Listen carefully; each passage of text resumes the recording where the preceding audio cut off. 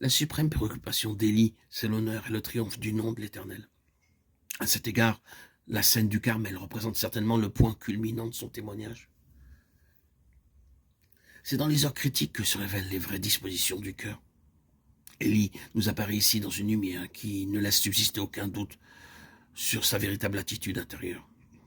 Sa personne, sa réputation, sa vie, il les compromet là au suprême degré.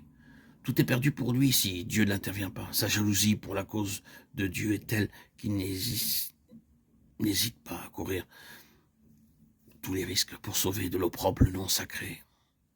Dieu a été publiquement déshonoré par la nation.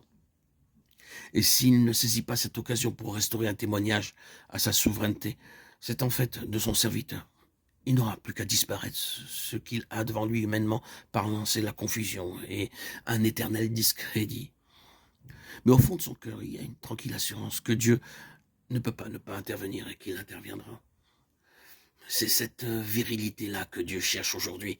Non pas la présomption qui nous jetterait dans de simples aventures où nous ne récolterions rien d'autre qu'une verge pour notre orgueil, mais la foi qui est le fruit d'une sainte jalousie pour l'honneur de Dieu. À 28 siècles de distance, le problème de la souveraineté de Dieu reste le même, mais le témoignage à lui rendre réclame le même courage et la même foi. Si nous faisons nôtre sa cause, si nous proclamons que Jésus-Christ est Seigneur, Dieu mettra à l'épreuve notre profession de foi. Toutes les puissances rivales nous jetteront leurs défis et nous acculeront dans nos derniers retranchements. Il ne nous restera plus alors qu'à accepter les risques suprêmes et à nous mettre comme Élie à la merci du dénouement. Le plus que nous puissions perdre, c'est notre vie. Le Seigneur Jésus n'en vaut-il pas la peine? Mais c'est cela justement le témoignage de Jésus. Pour moi, vivre, c'est Christ, sera toujours l'argument suprême pour un tel instrument.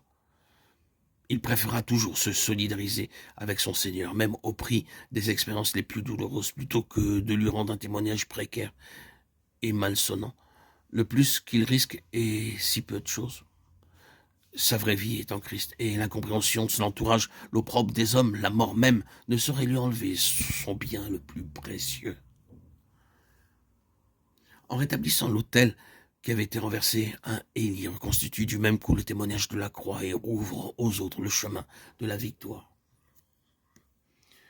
Qu'il soit individuel ou collectif, un instrument appelé à représenter l'esprit et la puissance d'Élie doit donc se distinguer par certains traits saillants. Il y a encore beaucoup à dire sur ceux d'Élie, mais nous en savons assez maintenant pour que chacun soit au clair sur l'exemple que Dieu nous propose. Pas de compromis, dépendance de Dieu seul en toute chose, plénitude intérieure, capacité de transmettre à l'entourage quelque chose de cette plénitude qui n'est autre que la vie même de Dieu. Communion avec Dieu dans les actes de la vie courante, donc connaissance de sa pensée, collaboration avec lui pour provoquer par la prière l'exécution de sa volonté, zèle consumant pour son honneur et sa gloire. Toute suggestion d'intérêt personnel étant exclue sans examen, joie profonde et sereine de savoir que c'est lui qui règne et que le défi des forces adverses n'aboutira jamais, à la longue, qu'à leur propre confusion.